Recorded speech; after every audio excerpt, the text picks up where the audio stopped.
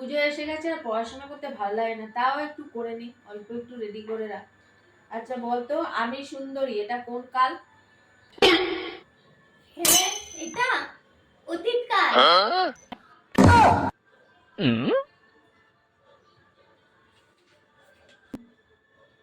আচ্ছা পরেরটা বল।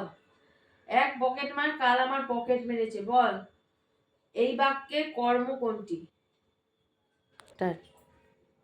কর্ম, কর্ম সবটাই তো কুকর্ম।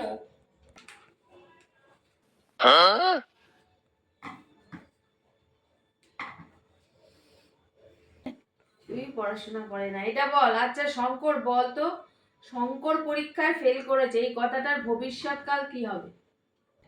ও আবার একই ক্লাসেই পড়বে।